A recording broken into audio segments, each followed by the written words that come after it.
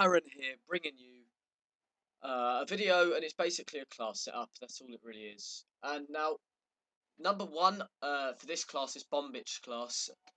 Basically, this is going to be roles of the team. So we've got two S&D classes. That one I've given you a little sneak peek of that.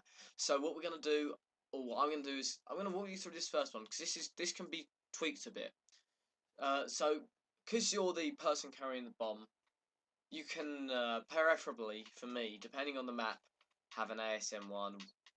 You know, I personally use grip with quick draw, but you want overcharged, fast hands, cold blooded, toughness, and blast suppressor with mute. Now, here's where you can chuck on trophy, which I sometimes do. It's not really too often I do. But basically, what trophy allows you to do, it might give away your bomb position depending on how the bomb site is at the time, or what bomb site and what positions the enemies are in. But trophy helps a lot because a lot of people try and nade you off the bomb, like terrorist S&D. Yeah, they might see the little, I guess I'm gonna call it a halo around your head, but really trophy system is a necessity. Cold blooded so that thermal assholes can't see you, and overcharged because your trophy system will last the full 7.5 seconds when you're getting it down. So yeah. Now the next one is if you're a sniper. Now you have overcharged, cold-blooded as your perks with toughness, blast suppressor. That will be on every class. That way, toughness, blast suppressor. Mute, variable grenade, which I'll explain in a minute. Moors, overkill. ISM1 quick draw foregrip overkill sniper. Now you can actually change this to a bal like I think Tommy does. If you watch Tommy's streams, they're actually really informative of like just a really aggressive playstyle mixed in with a brilliant sniper. In my opinion, that's sort of how I see that sort of gameplay. But so overcharged, just you're gonna stay muted longer. Cold blooded because a lot of people use thermal melees at the moment, which I've noticed. I don't need to go through those two, but I mean, mute device is just S&D. Variable grenade. Now you can have a threat grenade, a stun grenade, an EMP, or a smoke. Now, if you are using thermal, say you're a thermal person, you're a fan of the thermals, and you're a bit of a scumbag, you can just chuck smoke on and see a guy and smoke the front of you and just look through it. That's how easy it is. And if you're not in that situation, you can always switch it back to a stun, and it's a really situational grenade, in my opinion. I wish they had like frag semtex and was there any more? No, frag semtex, spike drone. That which is actually OP. Spike drone's OP. Hubs like just direct me. So yeah, that is if you're a sniper. Preferably for me, variable zoom all the way because the thermal in this game's a bit dodgy. The hit reg with it, I think, is less from what I heard on LAN. So I've been getting used to at least this. So I mean, whether that's true or not, I don't know. I'm just going off other people's words as well. So this is for your. This is away from S&D. This is your objective style gameplay. Look at the class and then think and think what you could do better. So I'm going to explain each and every way in the best I can, the reasons I've chosen this class, and developed it. So the ASM1 quick draw advanced rifling foregrip. Now a lot of people use rapid fire. Now use rapid fire. We are not friends. You are not family. You are just useless. Now on some hills, I do use instead of quick draw laser sight, but if I take away quick draw, I just feel it's got less.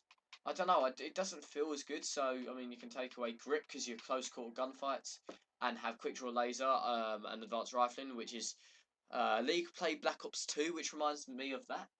So you can use that, and it's all situational. But that's my class, or for my submachine gun that I'd use for being a hill bitch. Next, I have flak jacket. People are probably going to go, why not lightweight? Well, your trophy system doesn't last that long. It lasts about 5 seconds. I think that's the exact time. I don't know the exact time, but it doesn't last long. So you could be in a hill for a fair time, but after that runs out and they're just nading you, you're going to be done for.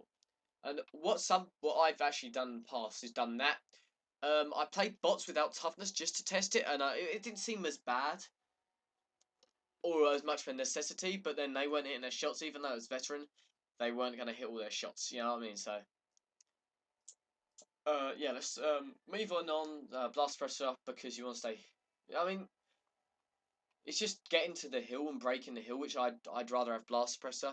If you need toughness, always have like a hardwired class just in case they're spamming stuns and EMPs and stuff. You know, and they're not going to be using nano swarms or system hacks. So you know, then we have trophy, pretty standard.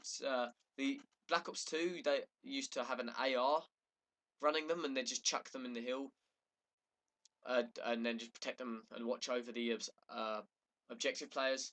And next, this is weird because a lot of people like stuns, but this is fully respawn. And I believe that EMPs are just as useful. If you're not EMPing your team left, right, and centre, you are fine. Just like they help out in so many situations, your shots are gonna lead better. They're just because they're not double jumping around like a monkey, or some gymnasts trying to win a gold medal at the Olympics. They're just gonna be fine. They're just jumping at a normal army man rate. So that is the objective class. Next we have the Killtacular class, as I have named it. Now there are a few variations, but I'd once again go with the ASM1 if you're just a guy that's going to be slaying, because you're just going to be able to get around the map a bit quicker. You're going to be able to put more bullets into them quicker, and you're not going to be challenging ARs across the map if you're getting all the kills. You're just going to be, you know, playing close quarter gunfights as a slayer, in my opinion, should. So you're just going to be doing a lot of, you know, running around. The same with, that's why I have lightweight and not like overcharged. Although overcharged, you're going to get longer for your overclock. Overclock is literally just to get around the map quick. Stuns, that's going to help you out a lot. Fast hand's going to do the stuns so much more. Stuns on this game are OP as hell. You should use them. You don't use hardwired for this because you want to win as many gunfights as possible. And if they know where you are or you haven't got toughness, you're not going to win those gunfights in some situations. So yeah, and next is sorry, I've been talking for a while. Next is my AR. I'm an Arsenal fan, hence that. Arsenal. Bad joke. But anyway, so I use Bow with quick draw stock and grip. Lightweight, fast hands, toughness, blast suppressor with overclock and trophy. Now, a lot of people use stuns, but think about it like this. You're going to be getting into long range gunfights, and people could nade you or stun you. And a lot of people have that train of thought, like a stun will kill them. A stun and it's a free kill. Not necessarily. You have that trophy system on, you're going to be able to last longer. Personally, for me, I have used Overcharged on Detroit and Solar. Just because, you know, you're overclocked. Like, for rotation, if you spawn car park, if you get the perfect car park spawn, and the other team have rotated, you want to get there as quick as possible to win those gunfights. Wait for your team, like those 10 seconds of scrap time might not mean hardly anything. You just want to, you know, get to that hill quick. And Overcharge's going to do that, and you're going to last longer with your trophy system. So, strategically, you're at more of an advantage. So anyway, guys, I hope you enjoyed this video and learnt a fair amount. Now, next video will be a Detroit tips and tricks video, just so showing to you some spots that you might not have known about. Little lanes, sight lanes that you might not have known about. You know, stuff like that. Nade spots, as Laws will probably tweet me going, hat nade spots or something. But anyway, I hope you enjoyed this video, and I'll see you tomorrow.